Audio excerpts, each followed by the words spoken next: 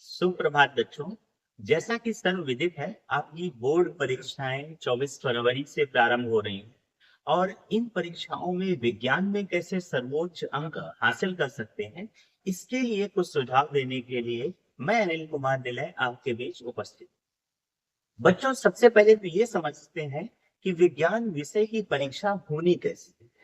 बच्चों, ये आपके विज्ञान विषय की जो परीक्षा है वो 100 अंकों की होनी है और इसे दो भागों में विभाजित किया गया। पहला है आपकी आंतरिक मूल्यांकन और दूसरा है आपका लिखित परीक्षा।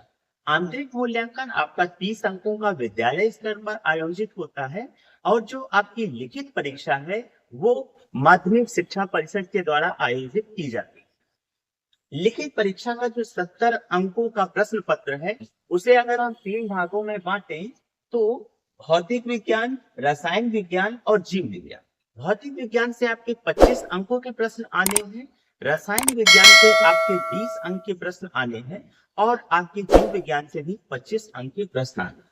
तो आइए अब समझते हैं कि आपके किस तरीके के प्रश्न आपको मिलने वाले हैं। बच्चों, अगर आप गौर करें तो आपको पूरे प्रश्न पत्र में दो खंड मिलेंगे। पहला खंड जो आपका होगा वो आपका वस्तुनिष्ठ प्रश्नों का होगा या इन्हें आप बहुविकल्पी प्रश्न के रूप में भी जानते हैं।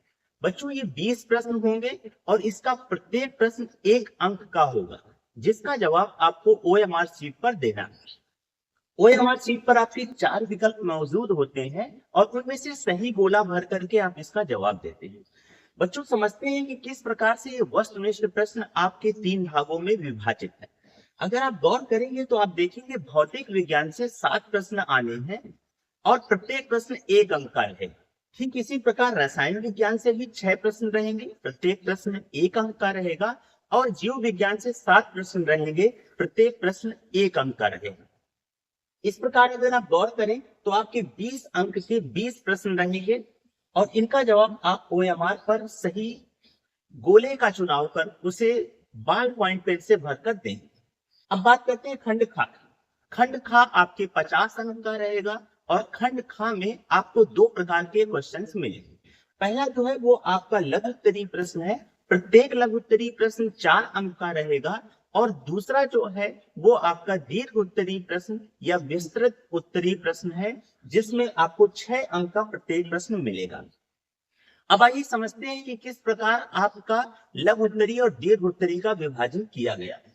अगर आप गौर से देखें तो भौतिक विज्ञान से आपके 3 लघु उत्तरीय प्रश्न हैं, रसायन विज्ञान से 2 हैं और जीव विज्ञान से आपके 3 लघु उत्तरीय प्रश्न हैं। प्रत्येक प्रश्न 4 अंक का है।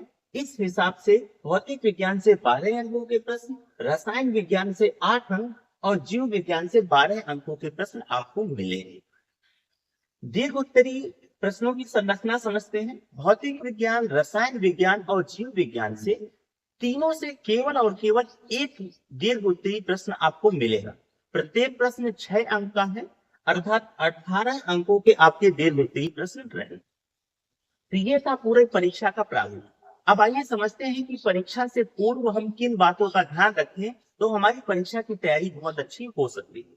बच्चों, खास बात का ध्यान देना है कि सर्वप्रथम आपको प्रतिदर्श प्रश्न पत्र अवश्य हल कर लेने हैं। आप अगर प्रतिदर्श प्रश्न पत्रों को प्राप्त करना चाहते हैं तो उत्तर प्रदेश माध्यमिक शिक्षा परिषद की जो ऑफिशियल वेबसाइट है उस पर इन प्रश्न पत्रों को अपलोड किया जा चुका है। आप वहां से इन प्रश्न पत्रों को प्राप्त कर सकते हैं और इसका घर पर अभ्यास नियमित रूप से कर सकते हैं। जब आप अभ्यास कर रहे हो तो समयावधि का विशेष ध्यान देना है। यानी जो आपका प्रश्न पत्र है वो 3.25 घंटे का है जिसमें 15 मिनट आपको प्रश्न पत्र पढ़ने के लिए और अपनी ओएमआर शीट और कॉपी में बाकी सारी डिटेल्स भरने के लिए मिलना है। यानी पूरा का पूरा प्रश्न पत्र आपको 3 घंटे में करने का अभ्यास पर कर लेना है। प्रश्नों के जो उत्तर लिखे जाए उसमें अंक विभाजन को विशेष महत्व देना है। यानी लघु उत्तरीय प्रश्नों में उतना ही लिखें जितने अंक का प्रश्न है और दीर्घ उत्तरीय में उसकी तुलना में उसकी अपेक्षा ज्यादा लिखने का प्रयास करें। आंकिक प्रश्नों का जब भी आप घर पर अभ्यास करें तो ध्यान दें कि उससे संबंधित सूत्रों का जिक्र अवश्य करें।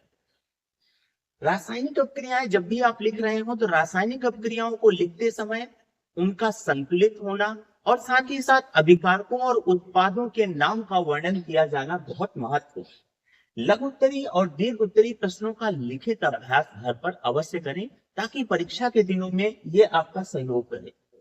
जब भी चित्र बनाने का अभ्यास घर पर कर रहे हो, नामांकित चित्र बनाएं और चित्र आपका सुंदर और सुस्पष्ट बने, इस बात का ध्यान रखें। विगत 5 वर्षों के प्रश्न पत्रों को कम से कम आप अवश्य हल कर लें, ताकि आपकी तैयारी विधिवत हो सके। परीक्षा की तैयारी करने से पहले उसकी जो रणनीति बनाए वो चरणबद्ध यानी स्टेप बाय स्टेप बनाए। ऐसा नहीं करें कि आप पूरी की पूरी विज्ञान की तैयारी एक साथ करें। आप उसको 3 भागों में बांट सकते हैं, जैसे भौतिक विज्ञान, रसायन विज्ञान और जीव विज्ञान की तैयारी, और उसमें भी उन पाठों को पहले तैयार करें जिनकी पुनरावृत्ति की आवश्यकता है, शेष आपने उस पाठ को बहुत अच्छे से तैयार करके रखा। तैयारी के लिए तनाव मुक्त माहौल का होना बहुत जरूरी है। बच्चों, इस बात का खास ध्यान देना कि आप परीक्षा से पहले और परीक्षा के दौरान भी किसी प्रकार के तनाव में ना आए। आप रणनीति अच्छा बनाएंगे तो आपके अंक निश्चित रूप से आएंगे। तैयार विषय वस्तु की पुनरावृत्ति पर विशेष जोर देना है। ध्यान देना है कि नया पढ़ने की बजाय हम जो पुराना हमारा तैयार है, यानी हम पुनरावृत्ति पर ज्यादा ध्यान दें, ताकि हमारे अंक अच्छे रहें। और प्रतिदर्श प्रश्न पत्र और साथ ही साथ बोर्ड परीक्षा में और महत्वपूर्ण चीजों के लिए आप उत्तर प्रदेश माध्यमिक शिक्षा परिषद ऑफिशियल वेबसाइट को जरूर विजिट करें, upmsp.edu.in। परीक्षा के दौरान क्या करें तो आपका प्रश्न पत्र और आपके अंक वही होंगे जिसके लिए आप अपेक्षा करके गए। सर्वप्रथम तो आपको पूरे प्रश्न पत्र को बहुत इत्मीनान से एक बार पढ़ लेना, शुरू से लेकर आखिरी। और उसके बाद जब आप प्रश्न पत्र हल कर रहे हो तो इस बात का ध्यान दें कि आप सबसे पहले पहला खंड करें, फिर दूसरा करें, फिर तीसरा करें। ऐसा कतई ना करें कि एक प्रश्न आपने भौतिक विज्ञान से कर दिया, फिर अगला आपने रसायन विज्ञान से कर दिया, फिर जीव विज्ञान से कर दिया। कृपया भौतिक विज्ञान का अगर आपने खंड आरंभ किया है तो सबसे पहले भौतिक विज्ञान के सभी प्रश्न हल करें, और जब भी नया खंड आरंभ करें तो उसको नए पेज से आरंभ करें। मौलिक तथ्य पर और विषय आधारित और सारगर्भित उत्तर को महत्व दें। कई बच्चों को ये लगता है कि ज्यादा कॉपी भरेंगे तो ज्यादा नंबर मिलेगा। बच्चों, माफ करना, लेकिन ऐसा कतई नहीं है। जब भी आपकी उत्तर पुस्तिकाओं का मूल्यांकन होता है तो ये देखा जाता है कि आपका उत्तर कितना मौलिक है, सारगर्भित है और तथ्यपरक। आपने वही लिखा है जवाब में जो आपसे प्रश्न में अपेक्षा की गई है या नहीं। आप उसको 10 पन्ने में भी लिख देंगे और अगर आपने प्रश्न से संबंधित उत्तर नहीं लिखा तो आपको अंक नहीं मिलेंगे। सोदाहरण और सचित्र उत्तर को प्राथमिकता। अगर आपको किसी प्रश्न में विकल्प मिल रहा है तो उस प्रश्न का चयन करें जिसके उदाहरण आप दे सकते हो, और साथ ही साथ उससे संबंधित चित्र आपने तैयार करके रखा हो। उससे आपको अच्छे अंक मिलने की संभावना बढ़ सकती है। रासायनिक अभिक्रियाएं सुस्पष्ट लिखी हूं, संतुलित हूं, अभिकारक और उत्पादों के नाम का जिक्र उसमें किया गया हो, इस बात का विशेष ध्यान दें। लेखन का महत्व, इसलिए आप प्रयास ये करें कि आपकी कॉपी लेखन त्रुटि रहित रहे, उसमें किसी भी प्रकार की ओवर राइटिंग या कटिंग सम्मिलित ना हो। अंकित प्रश्नों को हल करते समय उनके सूत्र का जिक्र करें, और जो भी उसमें रफ कार्य किया गया हो उस रफ कार्य को अंत में क्रॉस कर दें। चित्र आपके जितने भी बने हों उनमें नामांकन स्पष्ट तौर पर किया गया हो, और ध्यान दें कि पृष्ठ भरने से अंक नहीं मिलने हैं। आपको तथ्यों पर ध्यान देना है। समय प्रबंधन का विशेष महत्व है, इसलिए जो आप घर पर भी तैयारी कर रहे हैं उसमें भी समय प्रबंधन का ध्यान दें, और परीक्षा काल के दौरान इस बात का विशेष ध्यान दें कि आप किसी प्रश्न को बहुत अच्छा लिखने के चक्कर में ऐसा ना हो कि आपका समय कम पड़ जाए और आपके कुछ प्रश्न छूट जाए। इसलिए टाइम मैनेजमेंट पे फोकस रहें। परीक्षा कक्ष में स्वयं को तनाव मुक्त रखें। इस बात का विशेष ध्यान दें कि आप जितना तनाव मुक्त रहेंगे आप उतने बेहतर उत्तर लिख पाएंगे। तो बात करते हैं कि ओएमआर में किन किन त्रुटियों से आप बचें ताकि आपका परीक्षा फल सर्वोत्तम बने। बच्चों, ध्यान देना कि जैसे ही आपको ओएमआर मिलेगी, यूपी बोर्ड की ओएमआर में आपका अनुक्रमांक पहले से अंकित, तो उस अंकित ओएमआर से अपने अनुक्रमांक का मिलान अवश्य कर ले। और उसके बाद ध्यान दें कि जो मार्का है बहुत महत्वपूर्ण है, मार्का या सीरीज का सही होना। तो आप अपने प्रश्न पत्र में मार्का या सीरीज सही से भरें।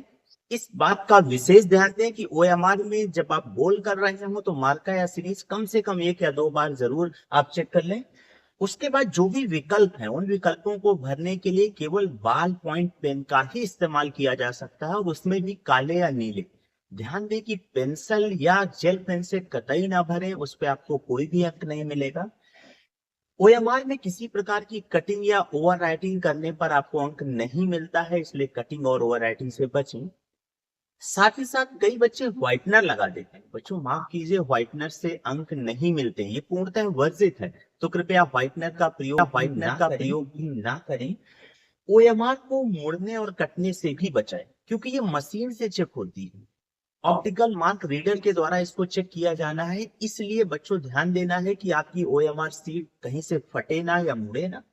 ओएमआर में सभी प्रविष्टियां भरते समय कृपया इस बात का ध्यान दें कि आपकी सभी प्रविष्टियां त्रुटि रहित रहें, उसमें किसी प्रकार की कोई गलती ना हो।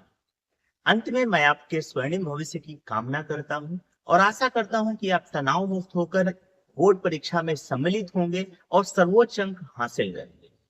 धन्यवाद।